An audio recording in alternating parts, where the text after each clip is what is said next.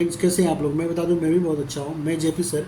मैं आज आप लोगों को बताने जा रहा हूं कि एडवांस फाइनेंशियल अकाउंटिंग का यूनिट 2, 3 और 4 का कौन कौन सा इंपॉर्टेंट क्वेश्चन आप लोग को एग्जाम में देख के जाना है। और इससे पहले मैं यूनिट 1 का इंपॉर्टेंट क्वेश्चन ऑलरेडी अपने यूट्यूब चैनल पे अपलोड कर चुका हूं। तो अगर आप लोग ने मेरा वो वीडियो नहीं देखा होगा तो आप लोग मेरे चैनल पे जाके देख सकते हैं। और जिन लोगों ने भी मेरा चैनल सब्सक्राइब नहीं किया है तो मैं उन लोग से रिक्वेस्ट करता हूँ कि मेरा चैनल आप लोग ज़रूर से सब्सक्राइब कर देना कि एग्ज़ाम टाइम पे आप लोग को मैं हेल्प कर पाऊँ। मैं हमेशा एग्ज़ाम के टाइम पे इम्पोर्टेंट क्वेश्चन, जो भी इम्पोर्टेंट प्रैक्टिकल होता है, उसके बाद में शॉर्ट नोट्स हो गया, इम्पोर्टेंट आंसर हो गया, मैं यहाँ पे अपलोड करते रहता हूँ। मेरा मेन एम है कि जो भी स्टूडेंट है उन लोगों को बेक ना लगे, सबका एग्ज़ाम क्लियर हो जाए। तो चलिए हम लोग स्टार्ट कर लेते हैं। तो ज़रूर से आप लोग मेरे चैनल को सब्सक्राइब करना। तो चलिए हम लोग यूनिट 2 से स्टार्ट करते हैं कि कौन कौन सा इंपॉर्टेंट क्वेश्चन आप लोग को एग्ज़ाम में देख के जाना है।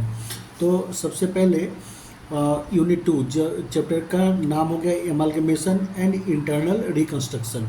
तो सबसे फर्स्ट क्वेश्चन है, what is amalgamation, what are the various types of amalgamation. तो एमालगमेशन क्या है और what are the various types of amalgamation, amalgamation कितने टाइप का होता है। तो एमालगमेशन दो टाइप का होता है, amalgamation in the nature of merger और amalgamation in the nature of purchase. Answer book में आप लोग को मिल जाएगा, ठीक है। और अगर नहीं मिलेगा तो आप लोग मुझसे कंसल्ट करना, मैं आप लोग को आंसर भी प्रोवाइड कर दूंगा। उसके बाद सेकेंड क्वेश्चन के बारे में हम लोग बात करते हैं, what are the difference between amalgamation in the nature of purchase and amalgamation in the nature of merger. तो हम लोग को बताना है कि amalgamation in the nature of merger और amalgamation in the nature of purchase में डिफरेंस क्या है। ये भी क्वेश्चन बहुत ही इंपॉर्टेंट है। उसके बाद में नेक्स्ट क्वेश्चन आ जाता है आपका, what is purchase consideration, what are the different methods of calculation of purchase consideration. Purchase consideration क्या है और डिफरेंट मेथड्स क्या क्या होता है परचेज कंसिडरेशन निकालने का। परचेज कंसिडरेशन हो गया जो किसी कंपनी को हम लोग एक्वायर करते हैं तो उसके बदले में हम लोग उसको क्या पे कर रहे हैं, तो उसको हम लोग बोलते हैं परचेज कंसिडरेशन, ठीक है। इसके बाद में नेक्स्ट क्वेश्चन है, what do you mean by internal reconstruction, explain the scope of internal reconstruction। तो इंटरनल रिकंस्ट्रक्शन क्या है और उसका स्कोप हम लोग को बताना है। उसके बाद में नेक्स्ट क्वेश्चन हो गया, explain the various provision of alteration of share capital as given in the companies act 2013। तो हम लोग को यहाँ पे अल्टरेशन ऑफ शेयर कैपिटल का प्रोविजंस बताना है। तो इसका आंसर सारा बुक में दिया हुआ है, तो आप लोग को बुक में मिल जाएगा इसका आंसर। और अगर किसी को नहीं भी मिलता है तो आप लोग मुझसे कंसल्ट करना, मैं आप लोग को आंसर प्रोवाइड कर दूंगा। तो ये था यूनिट आपका 2 का 5 इंपॉर्टेंट क्वेश्चन, जो वेरी वेरी इंपॉर्टेंट क्वेश्चन है और एग्जाम में इन्हीं 5 क्वेश्चन में से पूछना चाहिए, ठीक है। इससे बाहर का तो मेरे हिसाब से नहीं आना चाहिए। इसके बाद चलिए हम लोग बात करते हैं यूनिट 3 का, जिसका नाम है holding company. Unit 3 holding company. तो इसमें पहला क्वेश्चन हो गया, define holding company and subsidiary company, mention any 4 advantages and 4 disadvantages of holding company, ठीक है। तो हम लोग को होल्डिंग कंपनी और सब्सिडियरी कंपनी का डेफिनेशन बताना है, साथ में 4 एडवांटेजेस एंड 4 डिसएडवांटेजेस बताना है हम लोग को। इसके बाद में नेक्स्ट क्वेश्चन है, what do you mean by consolidated financial statement, what are its scope and objectives. तो कंसोलिडेटेड फाइनेंशियल स्टेटमेंट क्या होता है और उसका स्कोप और ऑब्जेक्टिव्स क्या है वो हम लोग को बताना है। तो ये 2 क्वेश्चन है।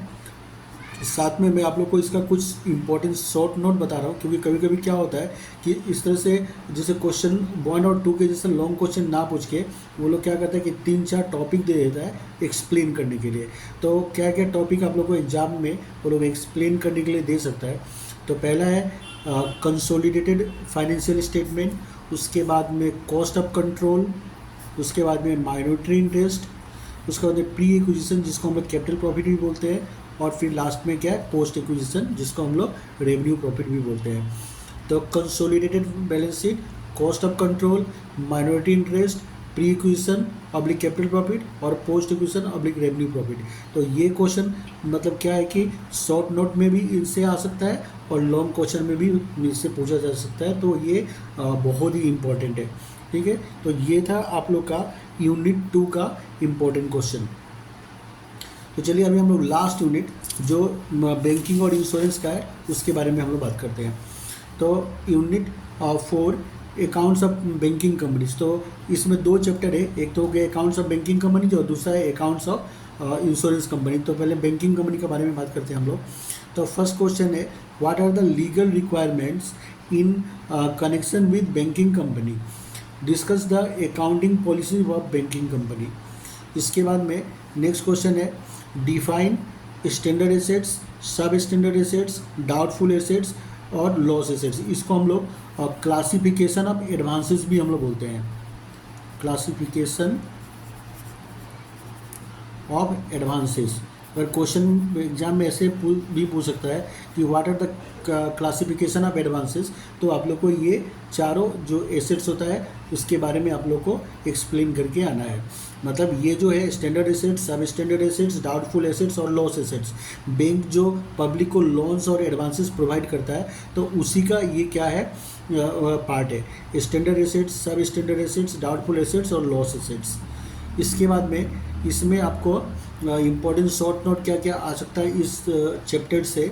तो इसमें सबसे पहले है non banking assets, rebate on bill discounted, cash credit and overdrafts, performing and non performing assets और स्टेटूटरी लिक्विडिटी रेशियो। तो these are the important short notes for your exam. तो ये शॉर्ट नोट आप लोग जरूर से पढ़ के जाना। मैंने जो भी इम्पोर्टेंट क्वेश्चन निकाला है, मैंने पास्ट 6-7 ईयर्स का क्वेश्चन को स्टडी करके निकाला है। तो ये जो मैंने 6-7 ईयर्स का जो क्वेश्चन पेपर मैंने स्टडी किया है, तो ऐसा है कि ओल्ड कोर्स में ये सब्जेक्ट मतलब था पर पार्ट पार्ट करके था। कॉर्पोरेट अकाउंटिंग और एडवांस फाइनेंशियल अकाउंटिंग 2 अलग अलग मतलब पेपर हुआ करता था। तो ये जो सब्जेक्ट है आप लोग का एडवांस फाइनेंशियल अकाउंटिंग, ये क्या हुआ कॉर्पोरेट अकाउंटिंग और एडवांस फाइनेंशियल अकाउंटिंग दोनों को लोग ने क्या हुआ कंबाइन करके एक सब्जेक्ट बना दिया। तो मैंने वहाँ पे जो चैप्टर मिल रहा था वहाँ से देखा, और जो आपका एडवांस फाइनेंशियल अकाउंटिंग में जो चैप्टर कॉमन था वहाँ से मैंने देखा, सबका पेपर को मैंने स्टडी किया, स्टडी करके फिर मैंने ये इंपॉर्टेंट क्वेश्चन आप लोग के लिए निकाला है।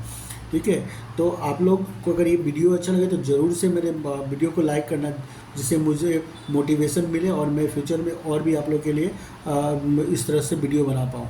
ठीक है, तो चलिए हम लोग लास्ट चैप्टर के बारे में बात करते हैं, accounting for life insurance companies. तो इसका फर्स्ट क्वेश्चन हो गया what is life insurance, what are the statutory and subsidiary books maintained by life insurance company.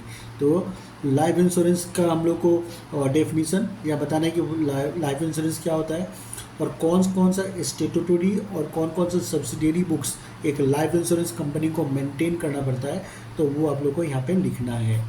इसके बाद नेक्स्ट क्वेश्चन हो गया what is valuation balance sheet, how profit determined under life insurance business.